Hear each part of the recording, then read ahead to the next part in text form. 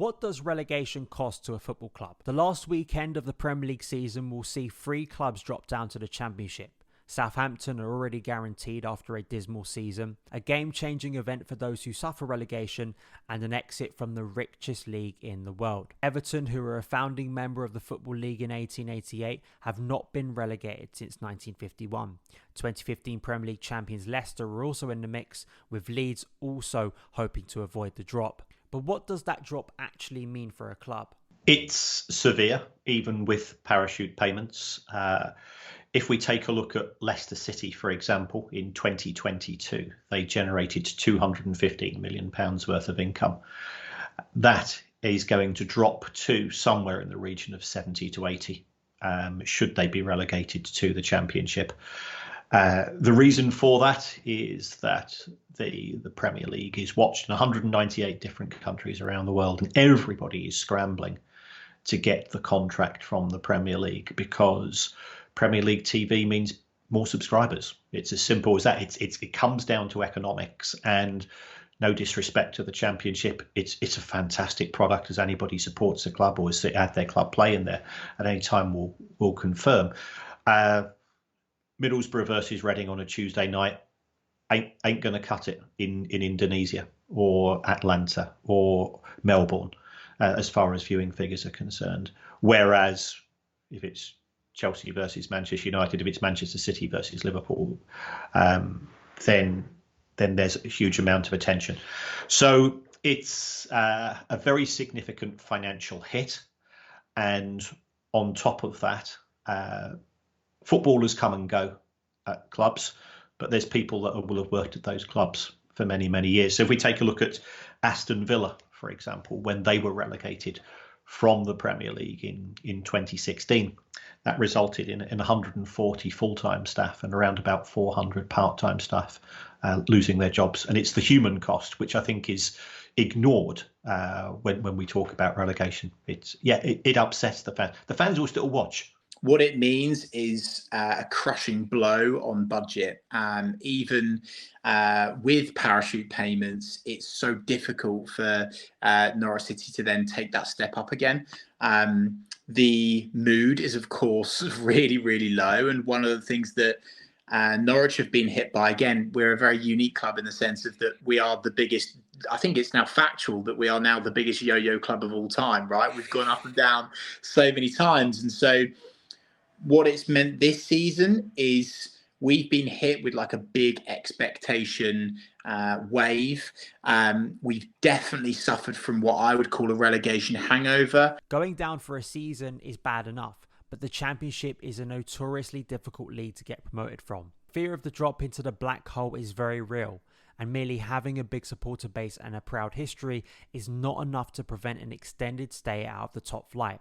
Sunderland sunk dramatically from the Premier League in 2017 down to League One by 2018, only getting promoted back to the Championship in 2022. Leeds also dropped down to the 3rd tier after reaching a Champions League semi-final in 2001. It took them 16 years to return to the top flight, which could end soon. Portsmouth and Bolton tell bleaker stories, with Pompey a Premier League regular during the noughties, winning an FA Cup in 2008, but has now remained below the Championship since 2013, whilst Bolton also have been a 3rd tier regular, almost becoming extinct in 2019. Norwich City fans are almost numbed into acceptance that we can't dream of sustaining Premier League football anymore, which is incredibly sad. And actually, I actually envy, this is very weird, I've never sort of verbalized this before. I feel like I envy teams like, say, for example, the 2 playoff final contenders at the moment, Coventry and Luton. I envy that because they've not had it for so long and they're in this headspace of dreaming, right? But when you try and muscle in there and you fall, you try and get in there and you fall so many times.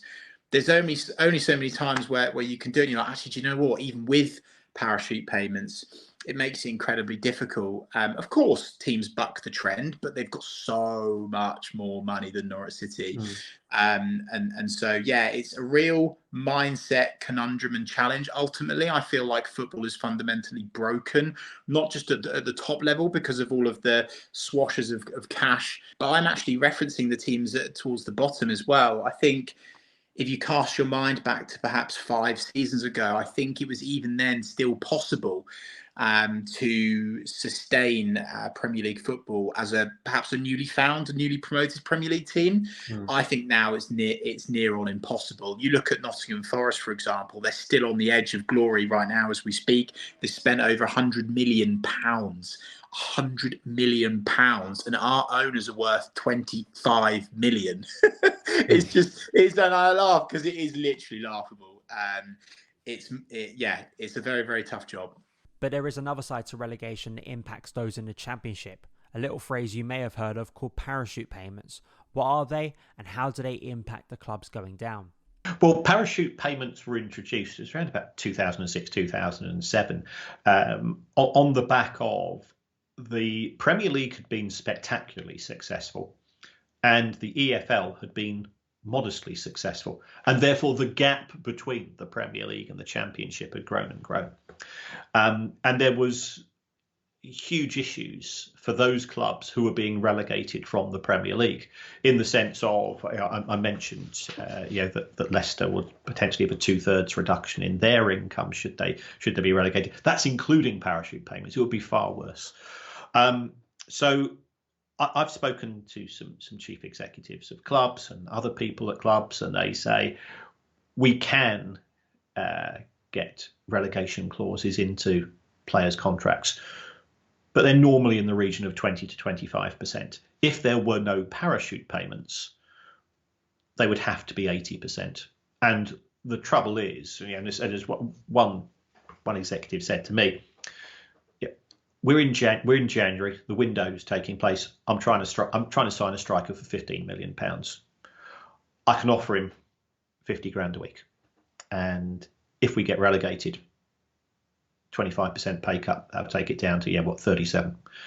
He's willing to sign a 3.5-year deal. Now that player could get 6 goals, which keeps us up, which if so is absolutely fantastic. If we don't have parachute payments, I've got to go to him and say, I can give you the 50 grand a week.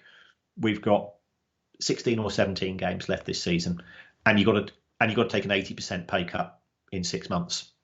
Who's going to sign? You're not going to get that deal across the line.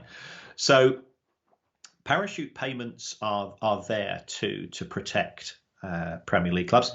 Can they be abused? Yes, they can. Do we need increased checks and balances in respect of parachute payments? I think we do. There's no doubt about that. But their central premise of preventing clubs going into administration upon relegation does exist. And also it has to be noted, there's parachute payments in the EFL itself. And if the biggest drop is probably from League Two to the National League. And again, talk to people in the game, they will say, well, we need them because we've signed players on 2 or 3 year contracts. The EFL, if you're in League Two, you're probably making about £1.5 million from TV. You drop down into the National League, and you're probably talking 10 to 20,000. I think there's a real lack of depth of knowledge around this subject, actually. For example, people label Norwich City with the whole, you've got parachute payments, etc. But what people don't realise is that when Norwich City get parachute payments, we're on the edge of glory every single time, because, of course, we use that money to try to survive in the Premier League. We spend within our means. Honestly, we've actually pushed the boat out for the first time ever last summer. I think we spent, it was between 50 and 60 million pounds in total. But even then, we're still obviously trying to pay that money back. We signed a few players this summer again for, I think it was Gabriel Sara, for example, was 10 million pounds. Marcelino Nunes, I believe, was around 8 million pounds as well. That money is being sucked up by wages, right? And so again, I think it's one of those subjects that's not spoken about enough. It's not understood enough, and I think that's why some of the work around the football financials by Mr. Maguire, for example, I think is incredible and is massively needed certainly with football fans to actually understand that you can't muscle in there. And And it's interesting, the current championship landscape, right? Because you look at, there's so many clubs in there. I call them the ghosts of Premier League past, right? Because you've got West Brom, you've got Norwich City, you've got Watford, you've got Stoke, you've got now Southampton. And like, all of these clubs have obviously had a sustained period, apart from Norwich City mostly, had a sustained period in the Premier League. And now they are just going to be meandering around mid-table. This easing of the pain of relegation may shortly help those clubs, but it has aggravated those below the top tier who don't gain the benefit of parachute payments, creating a discrepancy within a highly competitive championship that in recent years has seen clubs bounce back between the first and second tier, with Bournemouth, Burnley, Norwich, Fulham and Watford enjoying that financial advantage even after relegation. Life's not fair, and football is part of life. Is there a case for saying that they're too high? Yes, I think there is. Is there a case for saying that they need to be monitored more carefully? Yes, there is. Burnley sold McNeil. They Tarkovsky and others were out of contract. I think what Burnley did was spectacular, because they completely revamped the team and they got a brilliant manager. For every Burnley, there's a Sunderland, there's a Wolves who dropped down despite parachute payments into League One. Sometimes they can be used as more of a trampoline than a parachute.